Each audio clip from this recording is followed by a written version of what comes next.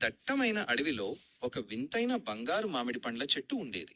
ఆ చెట్టు కాంతివంతమైన బంగారు రంగు పండ్లతో నిండి ఉండేది. ఆ పండ్లు చాలా రుచిగా ఉండటమే కాకుండా వాటిని తిన్నవారికి అద్భుతమైన ఆరోగ్యాన్నిచ్చే శక్తి కూడా ఉండేదని చెబుతుండేవారు. అయితే ఆ చెట్టును ఒక భయంకరమైన మాంత్రికుడు కాపలా కాస్తుండేవాడు. అతడు చాలా శక్తిమంతుడు.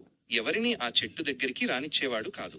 ఆ అడవికి దగ్గరలో రాము అనే ఒక పేద కుర్రాడుండేవాడు. అతడు బంగారు మామిడి పండ్ల గురించి చాలా కథలు విన్నాడు. ఆ పండ్లను ఎలాగైనా సంపాదించి తన పేదరికాన్ని పోగొట్టుకోవాలని కలలు కనేవాడు. ఒకరోజు ధైర్యం తెచ్చుకుని రాము ఆ బంగారు మామిడి పండ్ల చెట్టు ఉన్న అడవిలోకి బయలుదేరాడు.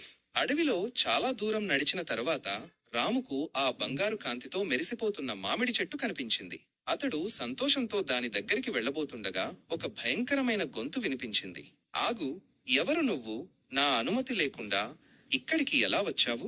రాము వెనక్కి తిరిగి చూస్తే పొడవైన జుట్టు, పెద్ద కళ్లతో ఒక భయంకరమైన మాంత్రికుడు ఎదురుగా నిలబడి ఉన్నాడు. రాము భయంతో వణికిపోతూ, స్వామి, నేను రామును.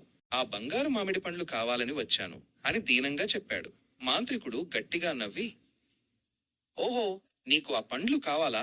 అంత సులభంగా దొరకవు. వాటిని పొందాలంటే నువ్వు నాకో పనిచేసి పెట్టాలి అన్నాడు. రాము ఆశగా, ఏమిటది స్వామి? నేను తప్పకుండా చేస్తాను అన్నాడు. మాంత్రికుడు ఒక పెద్ద చెరువును చూపిస్తూ, ఆ చెరువు మధ్యలో ఒక పెద్ద రాయి ఉంది. ఆ రాయి పైన నీలిరంగులో మెరిసే ఒక అద్భుతమైన పుష్పం ఉంటుంది. నువ్వు ఆ పుష్పాన్ని నాకు తీసుకురావాలి. అప్పుడు నీకు కొన్ని మామిడి పండ్లు ఇస్తాను అని ఆజ్ఞాపించాడు.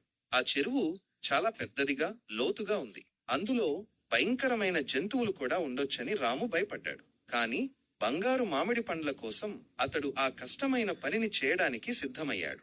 రాము వెంటనే చెరువు దగ్గరికి వెళ్ళాడు. చెరువు చాలా నిశ్శబ్దంగా, భయానకంగా ఉంది. అతడు ధైర్యం తెచ్చుకుని మెల్లగా నీళ్లలోకి దిగాడు. నీళ్లు చాలా చల్లగా ఉన్నాయి.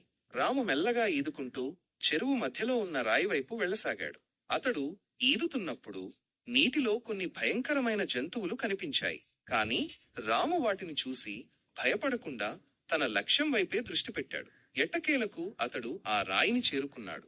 రాయిపైన నిజంగానే ఒక అద్భుతమైన నీలిరంగు పుష్పం మెరిసిపోతూ ఉంది. దానిని చూడగానే రాము ఆశ్చర్యపోయాడు. అంత అందమైన పుష్పాన్ని అతడు ఎప్పుడూ చూడలేదు. అతడు జాగ్రత్తగా ఆ పుష్పాన్ని కోసుకొని వెనక్కి ఈదడం మొదలుపెట్టాడు. తిరిగి ఒడ్డుకు